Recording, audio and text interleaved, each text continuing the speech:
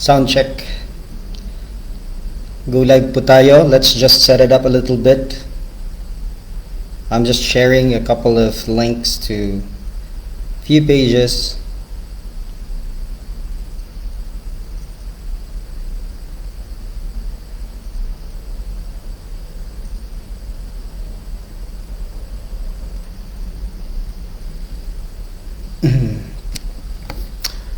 Okay, just a second. Set up po natin.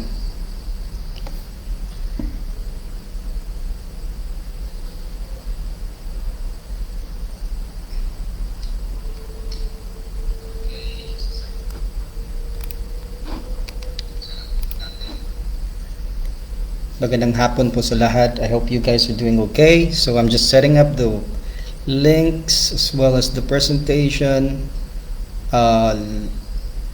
as well as a few of the pages that we're going to share. I was thinking to share it in the timeline, but that will be more public to begin with.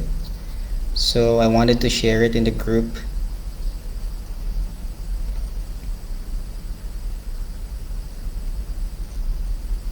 Okay.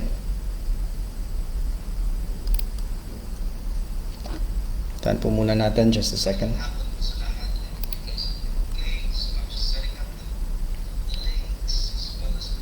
If you're following this and if you're viewing it, just put a comment below. Just say hi. Magandang hapon po, Brad and sis. I hope you guys are doing okay.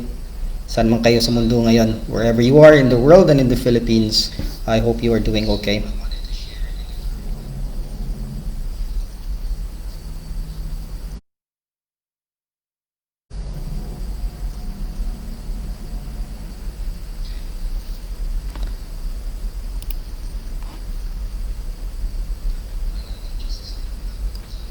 Okay, I think there's a delay in our connection, but we're trying to manage it. Well, we don't usually do live streaming or broadcast. This will be my first time to do it. After compiling all the resources and collections of information, mga post po, so we compiled it and we wanted to share it, and episode by episode titignan po natin ang mga kaganapan. So this live streaming is recorded for your information.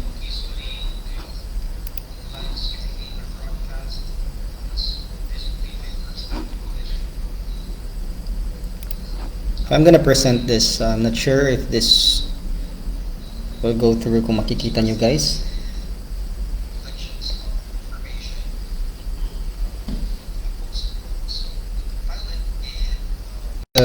Exit it out and go to the bullet points I put in here.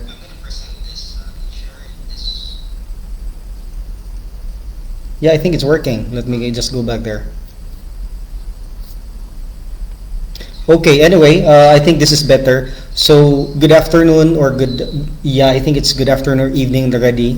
Wherever you are in the Philippines, I hope you guys are doing okay, mga ka-brother and sisters sa Sigma Upsilon Upsilon Lambda.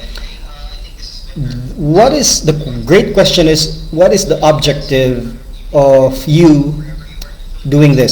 So, let me just go to the points I have written in here.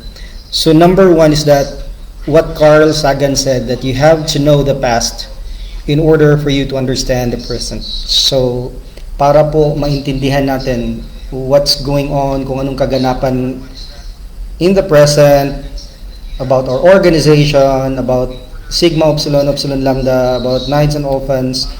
You've seen a lot of posts in the Facebook recently, and you might have information of what's going on, but these are information that's not first-hand. It was just passed on from one guy to another guy hanggang dumating sa'yo, and most of this information are broken, and it's not even a proper information at all. As a communication moves from point A to point B, the communication attenuation tends to changes. Some of the bits of information which are important, it might be there. So, napakahalaga po na balikan po natin. So, number one, sinabi ko po dyan, you have to know the past for us to understand the present. So, balikan po natin yung past para maintindihan po natin in present of what's going on sa organization natin. That's number one. Number two, this will serve as a historical document for the present and future generation. Just a sec. Hinaan ko lang konti yung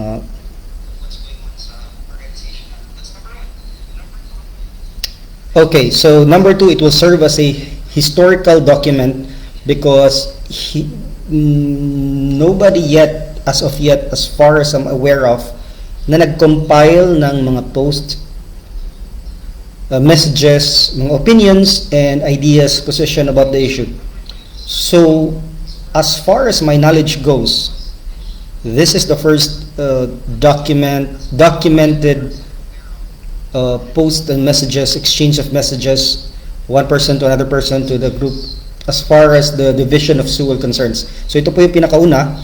So ito po, it will serve as a historical document. Magiging point of reference po siya for the present and for the future generation. So darating ang panahon as time progress, we wanted to have a documented or historical information wherein we can go back and have a point of reference of what really transpired or what happened from that one. It is mahirap po siya i-compile. It took me 3 weeks to do that, from 2013 hanggang 2020. And you have to pay attention to every details, grabbing the screenshot, grabbing the post, reading the messages and the comments and everything, but it's all worth it. So not only that we need to understand the present, the past, we have to go back to the past to understand the present. Number two, it will serve as a historical document in the present and the future generation. Number three, it will be educational in nature. Kasi the more that we go back and try to understand lahat ng kaganapan about our organization, we also grab important knowledge and idea about, okay, ganito pala yung sinasabi sa Constitution and bylaws natin. Ganito pa pala yung sinasabi if you run as a position, these are the qualifications, these are the merits, these are the procedures. So it will give us idea and knowledge as well. When you go back to the past, analyze all the currents that happen, makikita mo and you will have an understanding. So, in a way, it is educational in nature because you gain understanding and knowledge about what's going on, about our organization. So, this also serves as a reference or a review or a refresher for those na talagang inactive na din, matagal na, because aminin po natin, we belong to a fraternity, but the demand of our life caught up with us. We have to prioritize work. We are assigned in a place where we don't have access to communication, or limited for that matter, because either we don't have the technology yet there established, or because of our work, assigned po tayo sa bundok, mga kabrad natin na mga military, mga OFW na nagtatrabaho sa ibang bansa, those who are very busy that they don't even have day off. Yung off nila, kailangan nila ng itulog. So, this point in time, marami pong inactive because they have to work yung araw-araw na kailangan lang kitain for their life, for their family. So, very rare they can just glance to whatever is going on. So, this video and presentation will serve as their reference as well. And this way, they will be able to catch up sa mga pangyayari. Number 4, the recordings will be saved in a downloadable format. This will be an MP4 or MP3. Pwede niyo pong i-download to and go back as a reference. Number 4, recordings will be saved and downloadable. MP4 video, MP3. If you want to listen to the audio only, and PDF also, I will publish the PDF as well as the posts and messages that you guys can also open up. Pwede nyo tingnan, basahin lahat ng message nila, and you can compare it yourself and weigh things, who's really talking who, and saying whatever it is. So PDF format can be, I will save it, and it's for you to download as well. Number 5, the overall idea is to have engagement or discussion or clarification about the issue. So mga past and issues with respect. So we engage with the comments and discussions about the topic that we are going to discuss. Then you guys can also put your comment and affirm about, yes, that's what happened in 2013. I was there. We will end up with having some engagement, but we should do it with respect, and whatever your point of view, leave it there. So number 6, see, we are not coming up with new issues when we go back to 2013. These are whatever issues that's already revealed to us. Kung ano yung pinakita, ano yung meron doon, this is what we are going to discuss and follow. So we're not coming up with something new. We just went and look at the past and look at all the issues that was thrown, ng batuhan ng issues from A to B. And this is not something new. It was there already. It was recorded. It is made public in the group. So we just took that and put it here as a record. So wala pong bago dito, and we're not coming up with another new issues there. Number 7, you have to understand that ang position ng tao for that issue at that point in time might have shifted or swayed thereafter. So kung ano yung position niya dati, ano yung take or stand niya about the idea, about the issue, that was his position at that point in time na pinag-usapan natin to. So today, in present 2022, his position might shifted or might change already. So kung dati hindi siya open for mag-usap about the problem, in 2020 he might be open to that already. So that's what I'm saying, na kung ano yung position niya dati sa issue, kung babalikan natin to, don't judge the person based on that. But in the present, his position might have changed already because there were given additional facts as the year progressed, and then he started to weigh things a little bit. That's number 7. And lastly, number 8.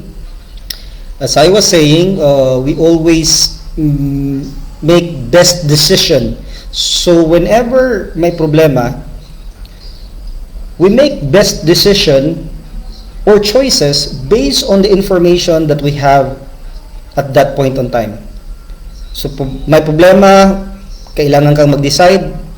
So you at that point in time, kung anong information meron ka, you decide on it based on the information that you have, and you hope that God will help you or forgive you for the wrong ones that you make.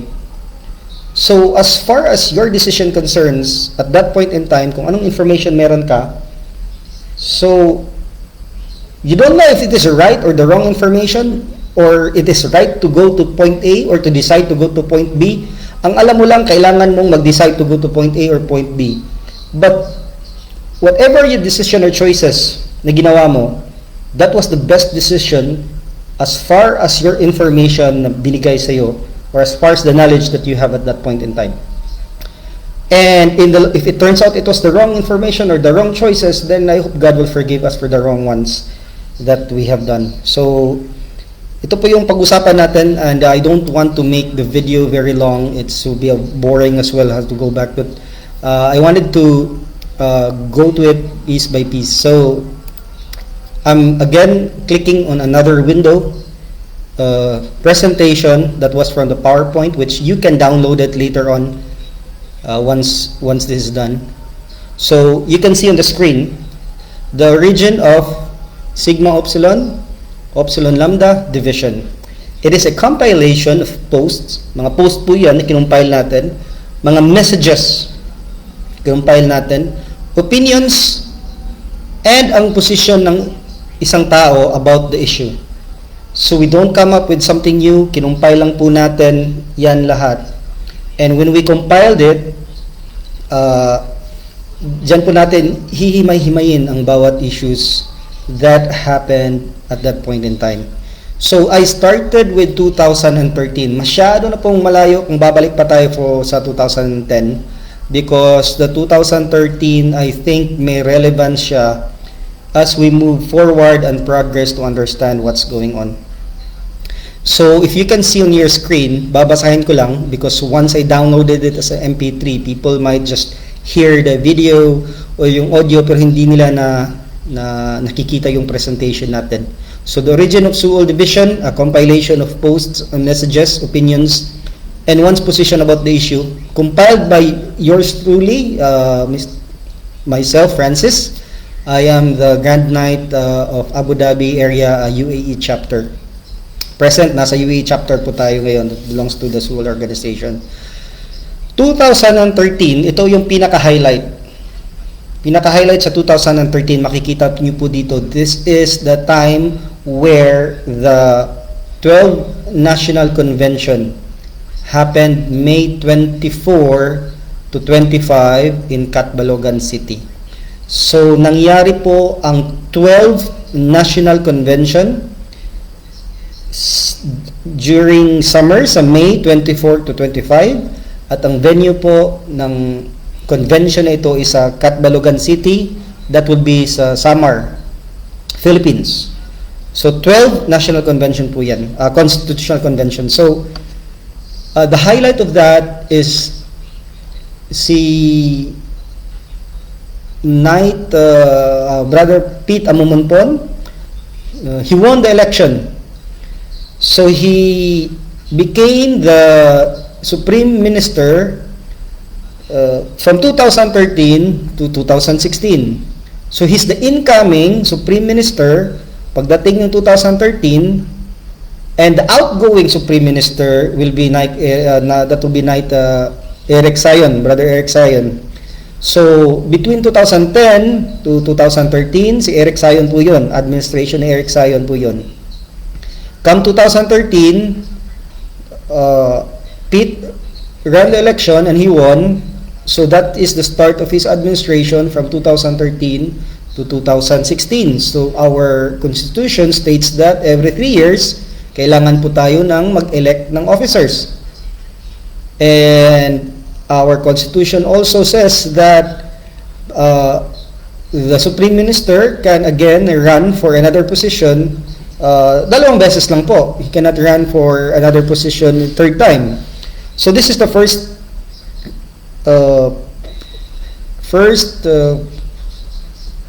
Supreme Minister sa 2013 officer won by Pete Amumonpon. So 12th National Convention, nangyari po yan in 2013, Catbalogan City, Samar. Outgoing Supreme Minister Eric Sion, incoming Supreme Minister Pete Amumonpon. And please note that at this point, sa year na to, Pete Amumonpon is Brother Pete is based in United States, in Fresno, California. And now, as we go through that, allegedly, makita mo on the 12th Constitutional Convention, the crowd shouted and supported Davao as next venue. Makikita po natin yan sa post mamaya. And during this year as well. So, anong ibig sabihin doon? Ibig kong sabihin doon that there was a post mention na yung sinabing ang next Constitutional Convention, ang crowd, sinabi doon sa Catbalogan, as mentioned, ang crowd shouted and supported Davao as the next venue. Yun yung sabi doon sa post. Then, SM announces his plan for the first national convention or himamat in Jensan by 2014. Andito po yan sa post mamaya. And our SM Pete also announces the consultative meeting in 2015, pero wala pong venue binanggit niya sa 2013. And during this time also, he also announces the plan of the 13th Constitutional Convention, kasi ang nangyari sa 2013 is 12. So the 13th Constitutional Convention will be in Davao. So let's go through the post. Sa May 2013, the earliest that I can go back. So if you look at that, I'm scrolling down and makikita nyo po sa screen that yan, makita nyo, May 2013, Pete Amumonpon announces his candidacy as a Supreme Minister. So May 9, 2013, sabi niya, brothers and sisters, I am formally announcing my candidacy for Supreme Minister of our beloved organization. This happened in May 9, 2013. So my decision to run for this highest office in our organization did not come lightly. Hindi po madali para sa kanya na mag-decide to run for the SM, because we know also that Pete, he was busy sa work niya, he was not active sa organization natin prior to this. Correct me if I'm wrong, if you can comment it there, but to give you an idea, when I put up the website for Sigma Upsilon Upsilon Namba, yung, if you can remember sa mga oldies po dyan, sa mga during those times na kasaganaan pa po ng internet connection. 2007, I received a message from Pete saying that, was it 2007? I think so. Saying that, nakita niya yung pangalan niya listed in Alpha Chapter sa bravehost.com, Knights and Orphans bravehost.com, and pinapatanggal niya kasi hindi siya active during that time. So this is the only information I can disclose to you at this time, na I was having the idea or assumption that after 2007, 8, 9, 10, hindi siya masyadong active, and then in 2013 he ran for the Supreme Minister position. To back up that idea, because tayo po yung nag-put up ng bravehost.com, knightsandorphans.bravehost.com, kasaganaan po ng internet connections, at dyan po na connect yung iba't ibang Knights and Orphans. So the fact is that June Lopez was the one who created a Knights and Orphans group sa Yahoo, because yahoo.com was so popular during that time. Most of us got connected through yahoo.com pero wala pa yung website. So myself created the Brave Host, Knights and Orphans.bravehost.com. Doon ko po in-upload lahat ng creed natin, inahat ng yung mga list of the chapters, ang mga pangalan. So doon po nakita ni Pete yung pangalan niya pagpunta niya sa website na yon, at nakita niya na andito po yung my name is there listed. So I got an email as the administrator of that website. I got an email from Pete. He used to work sa Zaki.com during that time. Sabi niya, Brad, I'm not active and I wanted to, let me show you that email. Actually, it's here in my because I still own the Knights and Orphans that Knights and Orphans at gmail.com. Tayo pong may-ari nun. So here it is. So April 13, 2005, ito po yung email na na-receive ko kay Pete, tayo pong administrator ng Knights and Orphans at bravehost.com. Sabi niya, good morning, hope you don't mind me bugging you like this. I have noticed that my name is included under the list of active members at the Alpha Chapter. Note, this is 2005, April. I feel honored to be on the list. However, I'm just concerned that this will create a conflict since, as you know, I'm not physically there because he is the United States #1, and much more, sabi niya, not active member #2. I am a knight with no doubt, but I just don't want to cause trouble to our organization. In this regard, I request that my name be removed from the Alpha Chapter member list. Please convey my best regards to Knight Rick and always keep in touch. So in 2005, ito pong message na receive ko sa kanya. And sabi ko, Brad, whether you are here in the Philippines or not, whether you're active or not, I will list your name there, let it be there, because the overall idea, since kasaganaan pa ng starting internet connection during that time, is that makonect po natin lahat and what's going on. So that's how it started. That's how I started communicating with Pita Mumonpon during that time. And later on, he asked for the CBL and everything. So our email communication goes like that. So ito po, this is what's revealed to us in May 2013 that I have enjoyed, patuloy po nating basahin, I have enjoyed my affiliation with SUUL for 39 years. Imagine mo yan. For 39 years, he's been a member with the Sigma Upsilon Upsilon Lambda. May 9, 2013 yan. So, 2013, 39 years affiliation niya. It is a remarkable and life-changing experience for me, sabi niya doon. I enjoyed being a part of our organization. And sabi niya dito, on behalf of the organization during the last 8 years, kasi he's announcing his candidacy, so he's putting up all the, the idea for how long it is. During the last 8 years, the conception, formation of the first international chapter, North American chapter, the last 2, CONCON, the level of support, effort, and the time from each of you humbled me. I am honored to consider you as a brother and sister. So sabi niya, the Himamat 2012 excited me. So, this is 2013. That means 2012, alam niya na may Himamat doon, it has excited me. I was able to see how a motivated group of individuals with the same beliefs and and core values come together to create a movement. So sabi niya doon. So the most recent Himama 2013 thought it was not there. Although I was not there, sabi niya, wala ako sa 2013 Himamat, although I was not there, but I've witnessed kung gaano ka-successful yung organization, po yung sabi niya. So 2013, May 9, he announces his candidacy. He said that this is what's his plan for the SUUL. Please allow me to share the vision that I have for SUUL. So sabi niya, ito po yung vision po natin. SUUL moving forward, I believe that is an organization that will concentrate on looking forward to the future. Maganda po yung mga sinasabi niya po dito. I believe in the leadership that does not get stuck on mga pretty things, but instead, look at the bigger picture. So, sa organization natin, gusto niya look at the bigger picture. Let's not be stuck with petty things, mga konti-konti lang. Let's dream big and accomplish big. So, SUUL is efficient and effective. I believe an organization that will be organized, timely, and efficient. So, ito po yung mga idea ni Pete in 2013. Sa gusto niya organize, timely yung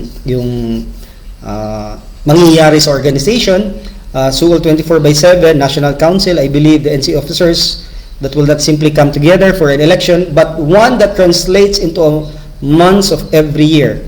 One of the biggest challenges following the election was in keeping our team together and effective, working for what we believe. So sabi niya dito, the SUUL and the community seek to expand our community presence. So makikita niyo po yan sa PDF file that I am going to share hereafter, but nakikita po niya dito, he posted it that the SUUL pride, I believe in SUUL, brothers and sisters, boldly proclaim our values and our beliefs. We will move forward on the organization that is powerful, strong, and full of conviction. Sabi niya, powerful, strong, and full of conviction. So I believe that I can help move SUUL forward into the future, one strong values, and we will be all proud of. I ask for you to vote on May 25th. So, on May 25th, vote for me. I'll be running for Supreme Minister. This is my vision for SUUL, and in-itemize po niya sa post niya.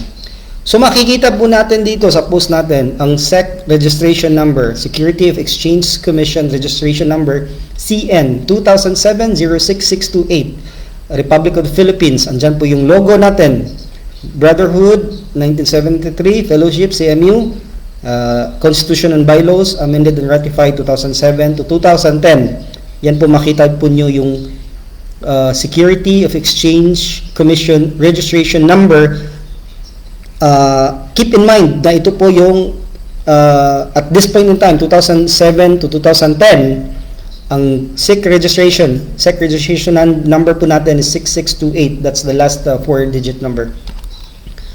Going down, makikita nyo din po dito that ito po yung working committees sa SUUL National Convention, May 24 to May 25, 2013. Nangyari po yan sa Catbalogan. Alam niyo po sino yung host, ang MU at saka NU chapter, MU and NU chapters dyan. So sila po yung host ng 12 National Convention sa Saan po yan? It's a Bay Hotel sa Catbalogan City. So, nakita niyo po dyan ang chairman, si Paul Talakay, sila po yung mga committee. Kasi if nag-host ka ng National Convention or Constitutional Convention, may mga chairman po yan, segregated to mga duties nila. So, ito po yung people involved during the 12 National Convention happen in Catbalogan. So makita niyo po dyan, andyan yung invitation. The dress code is smart casual. The point of contact person is a Knight Brother Paul Talakay. And if I'm not mistaken, it is also Brother Paul ang kalaban po ni Brad Pitt during that time as a Supreme Minister. Kasi nagpapa-elect siya for the first time. Ang kalaban niya po dyan is si Brother Talakay. So it's between the SM position is between Pete Amumonpon and Bro Talakay, no? So sila pong dalawa nag-compete dyan. After May 24, 25, meron din siyang post dyan in behalf of the National Council. Actually, I think there's something's wrong sa date kasi I think it happened earlier. May 24, 25 kasi nakalagay dyan, but May 17, nag-post na si Pete Amumonpon. On behalf of the National Council and its officer, I would like to express my profound gratitude sa mga taong to. Itong individual na to, their utmost sincere generosity to help defray the cost of the upcoming Constitutional Convention.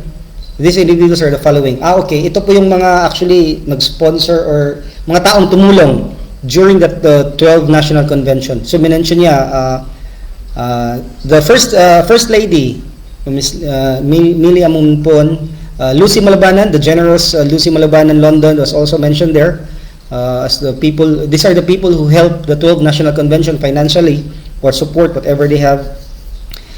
Canada, Brother Dimitri Tives, Jose Gias Ayons from California, Ray Abing of California also, Tony Casalmer, founder Tony Casalmer also supported that individual, that their generosity, so ibig sabihin nagbigay sila, no, to support this.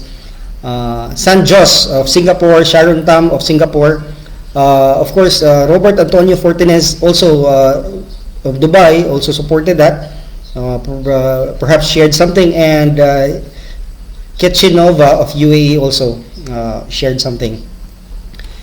So makikita mo din dyan ang post ni Jonathan. So that means tapos na yung convention because it happened May 24, 25. May 28, the first post ni Jonathan, makita mo National Council newly elected set of officers for 2013 to 2016 na po to. So in short, nanalo po si SM Pete during this time. So makikita niyo po dyan, the position is from Supreme Minister. Tapos meron po tayong tatlong deputy SM. So for Luzon, for Visayas, for Mindanao, and isang for international. So, ang hierarchy po is from the Supreme Minister, meron pong actually tatlong deputy sa Philippines at isang deputy for international. So, SM, then the deputy for Luzon, Visayas, Mindanao, and international. During this time, from the Luzon, it was Brother Fernando Bore. For Visayas, it was Brother Norberto Gerente, and for Mindanao it was Bro Efraim Asenas, no? And for the international it was Brother Bro Ray Abing. Siya po yung nanalo na Deputy SM for International. So note, at this time sa 2013 si Jonathan po ang nag-post nito kasi siya po yung nanalo as Keeper of the Scroll. And the Keeper of the Key is si Roger Cañete, International Auditor Roniel Sudaira, si Brother Roniel Sudaira at saka Lia Lim. The Royal Court during this time is Ruel Waga kasi nakalagay sa Constitution is how many? 4 or 5 people or more. We can review that later on, but during this time sa Royal Court, Ruel Waga was one of them, Bernardo Caliedo, Florence, Brother George, Margarita Bantog, Florence Inrera, George Dadulaw, Sister Margarita Bantog, the chroniclers at this time. Yeah, I think five royal court mandated by our constitution. And chroniclers during this time is Irving Halvano, Ronilito Pendihito. I think this is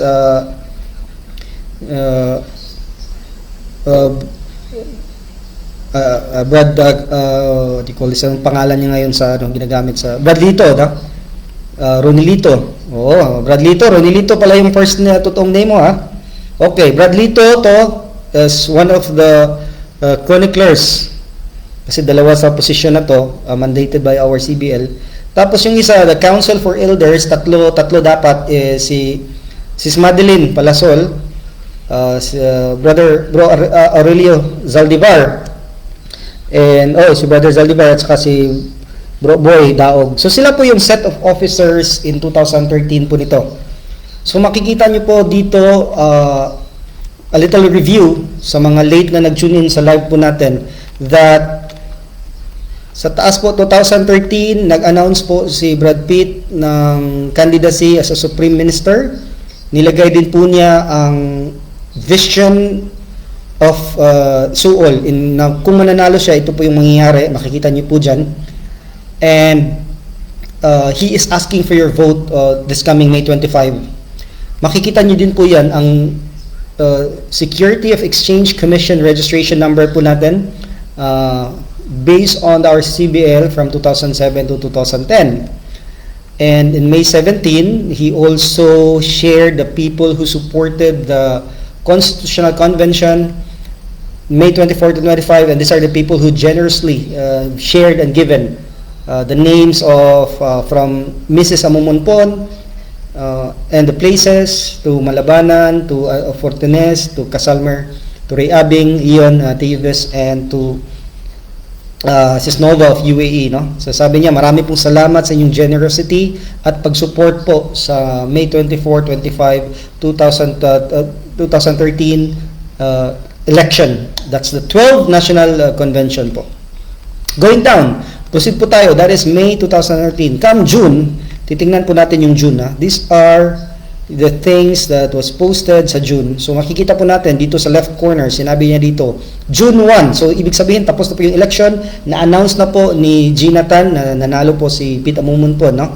So sabi niya dito, Supreme Ministers, victory speech, Knight Pete Amumonpon. Brothers and sisters, sabi niya, how I wish I was given the opportunity to deliver my speech as was proclaimed and took oath as your new Supreme Minister. Mabuhay po and congratulations during this time, 2013, SMP, siya pong naging Supreme Minister between the period of 2013 to 2016 for the period of 3 years.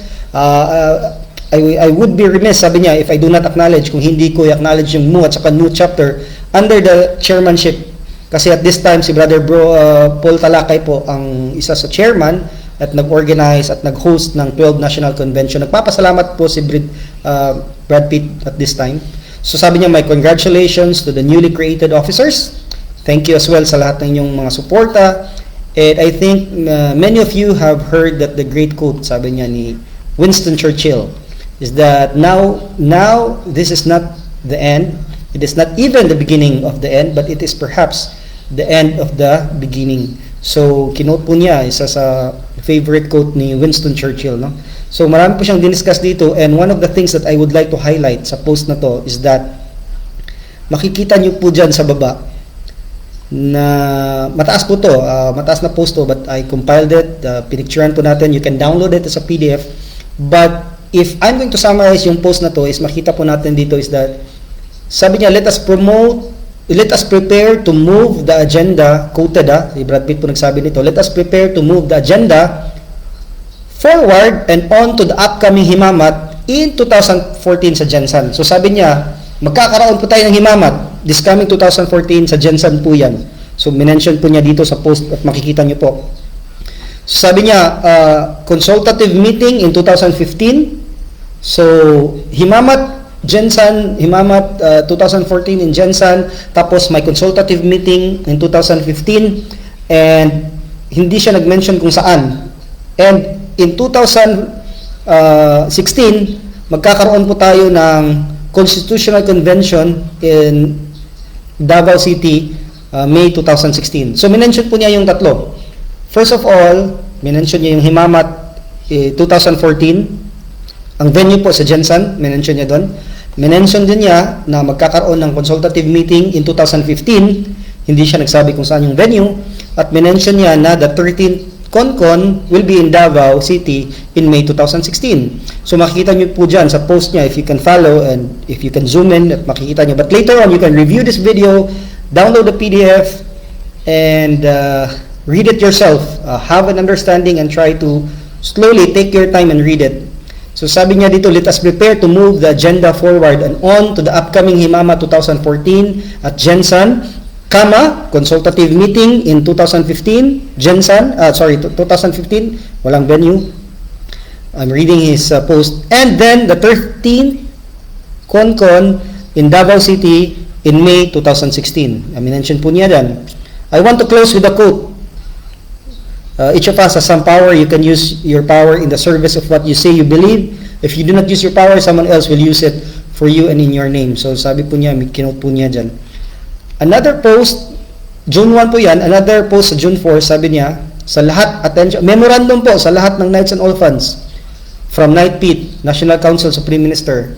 Subject, standard handling procedure. Kung meron po tayong standard operating procedure, SOP, meron ng SHP, standard handling procedure. Ano yon? On case involving violation of organizational constitution and bylaws. So sabi niya, attention lahat ng Knights and Orphans, ito po yung standard handling procedure on case involving the violation of organization's constitutional bylaws. Naka-attach po yan doon. Marami po yan. Let me just go back and check saan ko na-save yun. But later on, I'm gonna share that with you as well para makita nyo kung anong lagay nyo doon. But there, sa post na to, sinabi niya that in case where any member known to have been involved, kung involved ka in any unlawful act or any irregularities not defined in the Constitution, sabi dyan, this is the standard handling procedure. Number 1, sabi niya rin, mag-write ka ng complaint, must be filed, submitted to the Royal Court.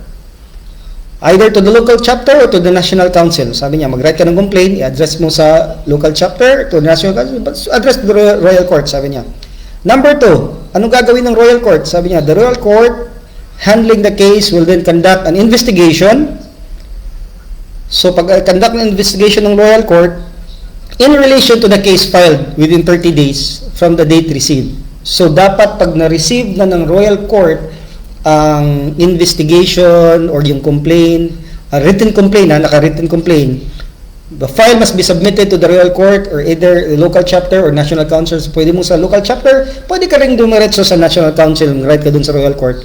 Sabi, the Royal Court handling the case within the conduct an investigation in relation to the case filed within the 30 days from the date received. So, pag na-receive ko, within 30 days, mayroong 30 days to discuss or to investigate the case.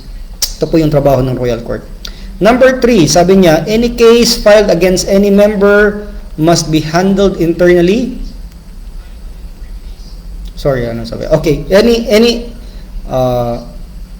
case filed against any member must be handled internally and shall not be published nor mentioned in any social network such as Facebook. Klaro po yun. Pag may case pong final sa isang tao, complainant against any member, must be handled internally and shall not be published nor mentioned in any social media account, platform, Facebook, for example. Number 4, sabi po niya din, the accused member shall be given a due process of law. Siya po sabi niya, kung ikaw akusado ka, inaakusahan kita, you will be, ang akusado po, you will be given a due process of law. Sinabi po yan, number 4, makikita po yan sa post ni Brad Pitt. So, pag hindi ka nabigyan ng due process, that means, hindi po yung rights mo doon as a due process given in law sa CBL is violated, and therefore whatever decision is hindi po yon valid, because first of all, sabi niyo, the accused members shall be given a due process of law. Number 5, ano sabi niya dyan? Number 5, sanction of violators shall be approved by the... So, depende sa violation mo. If the Supreme Minister, through the recommendations of the Royal Court, and to be confirmed by the majority vote of the members of the respective chapter, the sanction will be approved by Supreme Minister. So, kung sasabihin po natin, what are the sanctions of our mga violations? Andun po yan sa CBL po natin. If I can show you quickly saan yan, I think it will be here. Let me just go to our website, KnightUlphanoftheYearWard, and you can go to, of course, you have to log in, use your Facebook account, use your email account, you can log into the website. Pag hindi po kayo nakalog in or register to this account, you will not be able to see the sensitive area or parts ng ano po natin, ng website po natin. So if you can see, I'm navigating to our website now. Let me click on the members section. Ang members na section, hindi po ito mag-a-appear if you are not logged in. Wala ka pong mababasa. So I'm logged in as a web admin sa knightsandorphans.org. I go to forum, members. Makikita niyo po dito sa baba ang constitution and bylaws natin. If I click on that, whatever is our CBL as of 2019 to 2020, makikita niyo po dito. I click on this. Informative enough, lahat po ng makikita nyo andito. 2019, the preamble is here, Article 1, 2, 3, and everything. So let me just quickly go to the sanction. Saan ba yun? Violation. Ayan, nandito. Article 10, 11, 12. Penalties ng mga nag-violate. Nandito po yun. Section 1, violations which are deemed penalized by the Constitution and bylaws are the following: disloyalty, immorality, love affair, misbehavior, and dito po yan. Abuse of power, sanctions, and yan. So makikita nyo po yan. Just go to the website, register using your Facebook account, email account, whatever it is. Go to your email, confirm it. Once you confirm, saka ka pa makaka-access sa website. So ito po yung mga violations doon. Ang sinabi po niya dito sa post, balikan po tayo ulit, that number 5, ang sanction of violator shall be approved by the Supreme Minister. So whatever recommendation sa Royal Court, the Supreme Minister will approve it, and corresponding sanction or penalties will be determined, including, kasabi nga dito and to be confirmed by the majority vote of the members of the respective chapter. So kung saang chapter ka involved, they will also vote for the sanction recommended by Royal Court, and then the last say will be the Supreme Minister to approve it.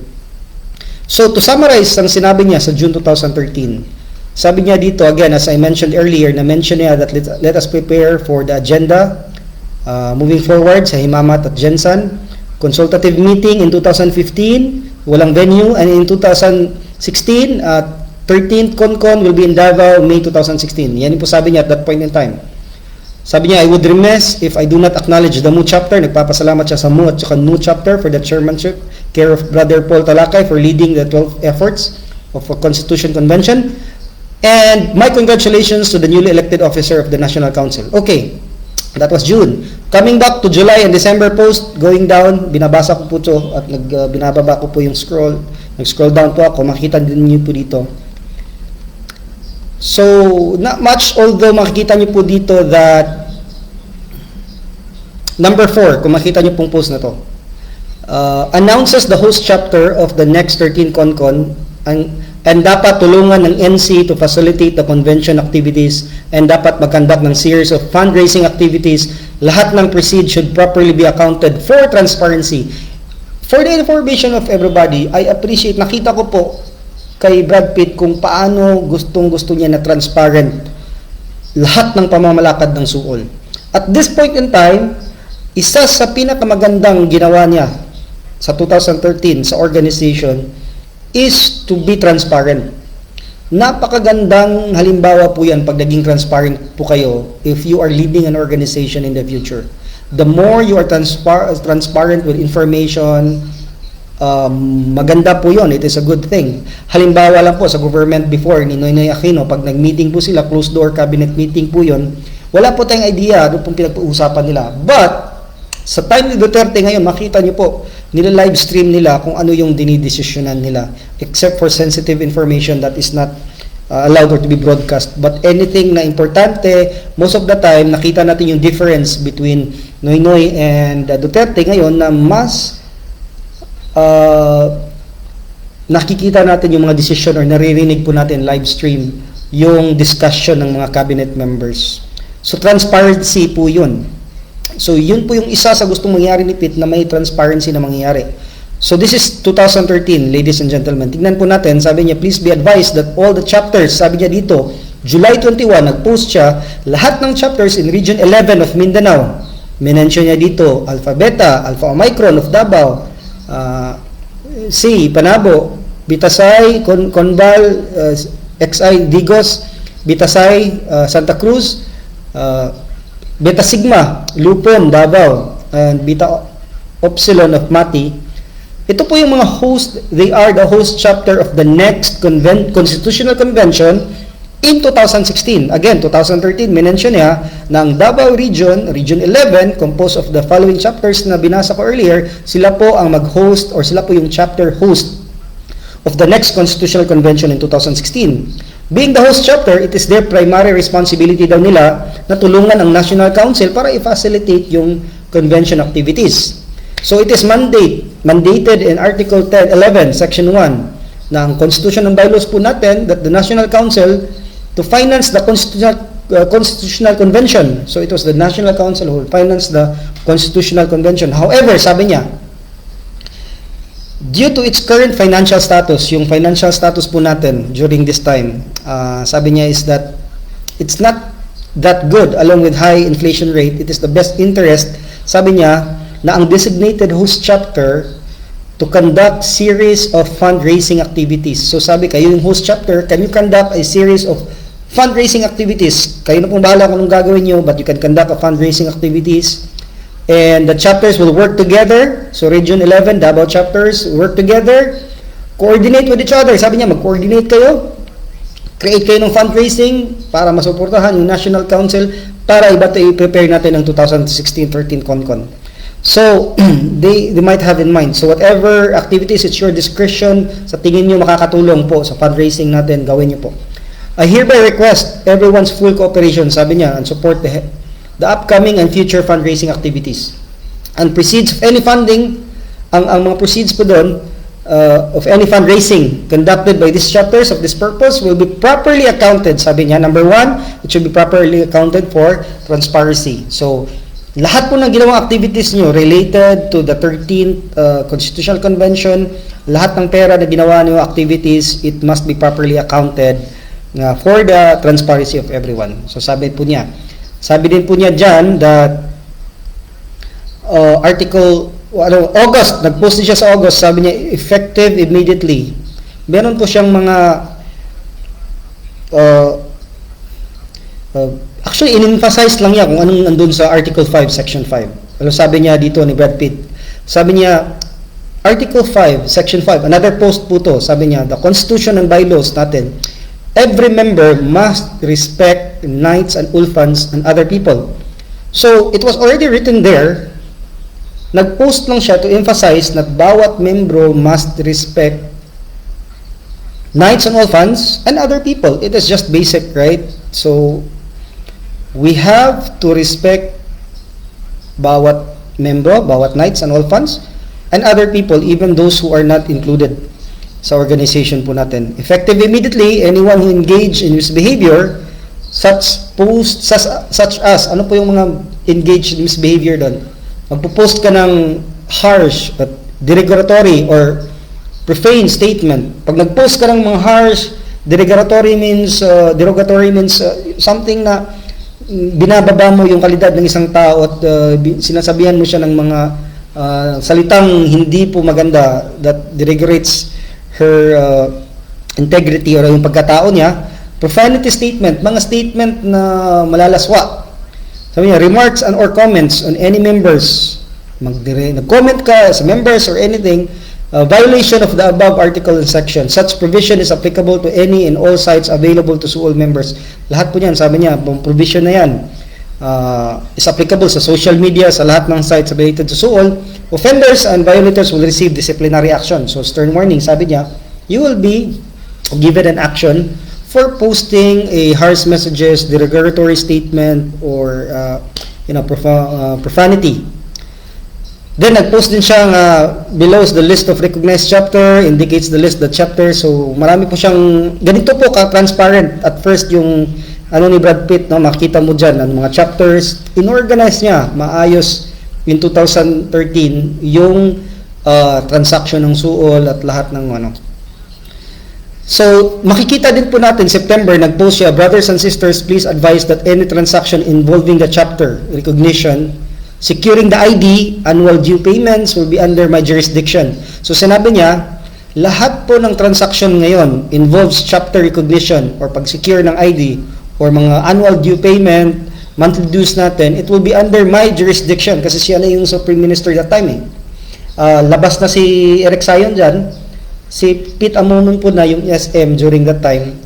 It is also logical that lahat ng transaction under his jurisdiction should go sa kanya at mas alam niya dapat. All transactions after, sabi niya, all transactions after the last convention held in Catbalogan that I am not aware of, and most especially involving the previous Supreme Minister Brad Eric Sayon, will not be honored. So, minention niya dito na lahat po ng transaction after the last Constitutional Convention, which is May 2013, held in Catbalogan, that I am not aware of, and most especially involving Eric Sayon during that time, hindi ko i-honor. Sabi niya, I will not honor it. Tama din nga naman kasi hindi niya alam kung anong transaction doon, what happened. So please be guided accordingly. I'm not sure what's going on at this point in time, pero sabi niya, lahat ng transaction doon, sabi niya, I will not honor it, involving the previous Eric Sayon. So, what I was thinking is that, if ako yung outgoing na Supreme Minister, and ikaw yung incoming na Supreme Minister, there should be a proper handover or turnover of all the, accountabilities or accomplishments and any pending projects para naman walang membrong magko-complain na inano ko na si Eric Sayon, bakit sa administration mo hindi i-honor to. So, I was saying that, yes, my point siya, but it's not like kaliwali, hindi ko na i-honor lahat yon. It should be that as a standard handling or operating procedure, whoever is the incoming Supreme Minister and whoever is the outgoing Supreme Minister, meron silang point of transition or period of transition para lahat mga documents, lahat ng mga pending activities, lahat ng mga future plans, there should be a smooth transition at wala pong magko-complain in the end na nakipag-transact ako kay Eric Sayon before 2013 na pending po yun, bayad ko na yun in your administration, bakit hindi mo i-honor yun? So, walang dapat ganun na mangyari. Ganun din sa Malacanang or in the United States that there's a shift of president, meron po yung mga period of transition na lahat po i-organize at smooth po yung turnover, handover ng transaction. Kaya nga sinasabi doon na ganun po ka-systematic dapat ang mangyayari pag nag-transition na po tayo. But still, nakita po natin dito that sabi niya Brad Pitt, that all transactions after the last Constitutional Convention held in Catbalogan that I am not aware of, hindi ako aware of, and most especially, sabi niyo, anything that involves Supreme Eric Sayon will not be honored by me. Kaya hindi ko naman alam yon. Whatever the element of this statement, I hope it will not fit into the idea na may nag-transact kay Eric Sayon pero hindi na-hand over kay Pete Amumonpon, because if that is the case, at hindi in-honor ni Pete Amumonpon, may problema po tayo dyan. And that means it only goes to my failure of transition and my failure of communication and my failure of systematic transition from the outgoing to the incoming SM, my failure po sa process natin and my failure in our organization if that's the case. Whatever the reason, kung hindi pa tayo mature enough to do that, or in the past, transition from one SM to another SM is parang appear, ikaw na next, then this is the time also na parang si Pete, inorganize siya ng maayos and to make sure that lahat po systematic at lahat na handover. So, I hope that's not the case, but ito po yung sinabi niya. Going down, Sabi niya dito,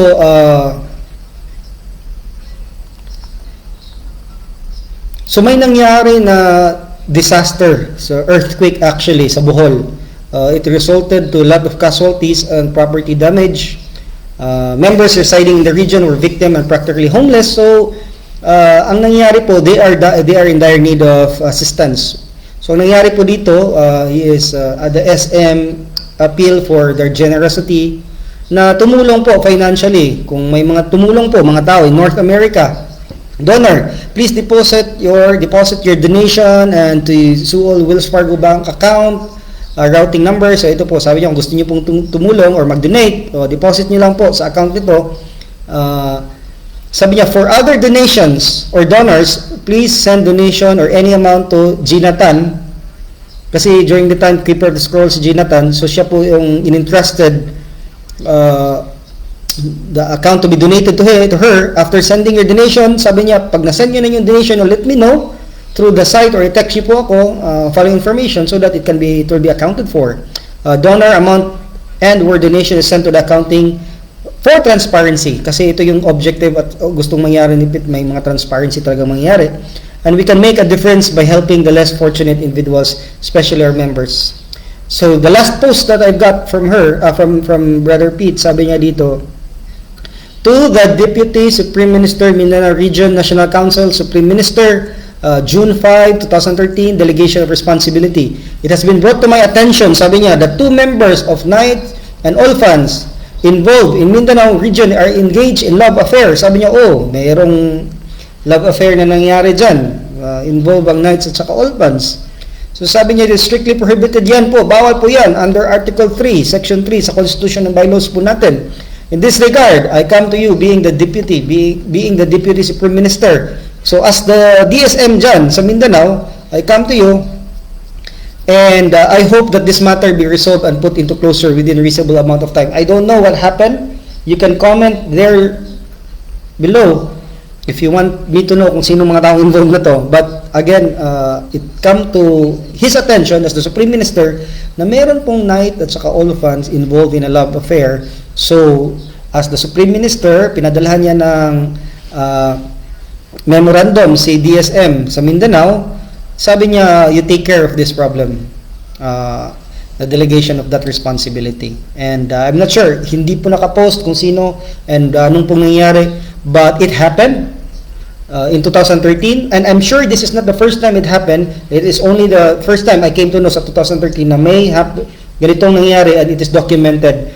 So ganito po yung transparency Pete at this time na inano niya yung love affair at inano niya. So summary, andyan po din yung list of recognized chapters. I can share with you later on. So in summary, ang 2013 po is a peaceful year for Sigma Upsilon Upsilon Lambda. So far,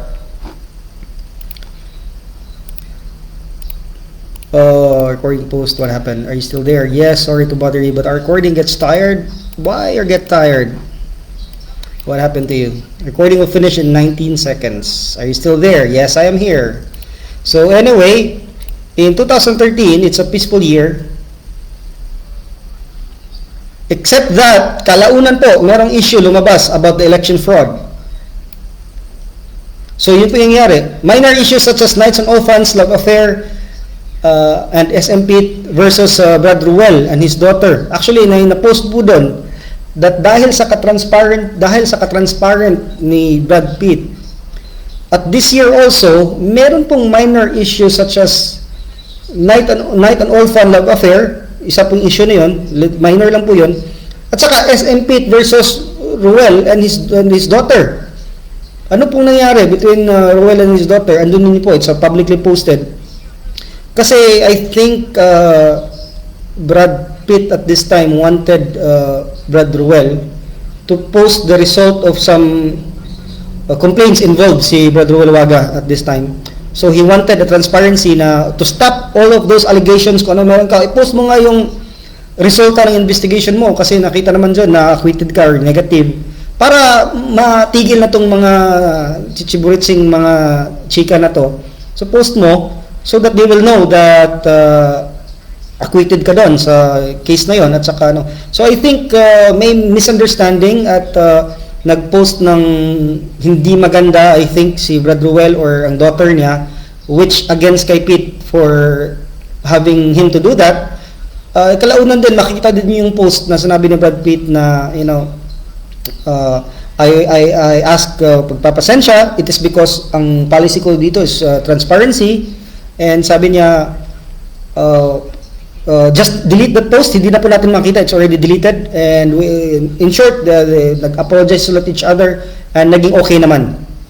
So SM previously said that the transparency is a big in his administration, so it's a big commendation sa part po niya for being so transparent and in all of the Sigma Upsilon Upsilon Lambda affairs. In later years, an issue about walang galawan sa CBL in 2013 arises between SM versus Ratilia. So nangyari kasi may later on as we go to episodes by episodes, may agreement na walang galawan sa 2013 na constitution. Bakit ko nasabi to? It was there mentioned na sa 2010 lahat ng amendment doon sa 2010 na constitution is sa 2013 i-implement. So 10, 11, 12, 13 for 3 years lahat ng na-approve na amended in 2010 hindi na-implement, so sa 2013 i-implement. Walang galawan ng CBL means konti lang po yung i-amend natin doon, except for I think it was the wala na pong illegal na child, as long as acknowledged legitimately by the father, so all he can be part of the inherited. So isa po yan sa mga na-amend doon, but the rest yun lang po yun, and also the ID system. So walang galawan sa 2013 ng CBL was raised, but bakit change yung maraming change sa 2013 na CBL when in fact ang nakalagay sa 2010 na amendment is that lahat po yan na hindi na nag-effect sa 2010 will be will take place in 2013, and ang 2013 hindi mo na gagalawin doon na sa 2016. But that was the issue as well rise here.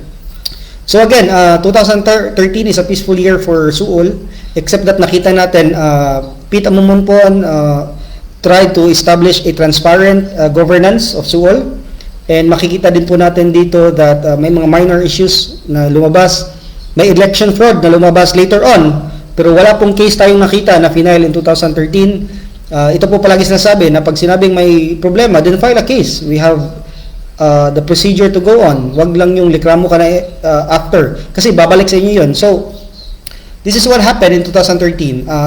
I'm not sure how long it took me to present this, but this is the first episode 1 ng 2013. Later on we will go on with 2014 kasi this is the overall summary of 2013. Mamaya po I will ask some questions dun sa comment.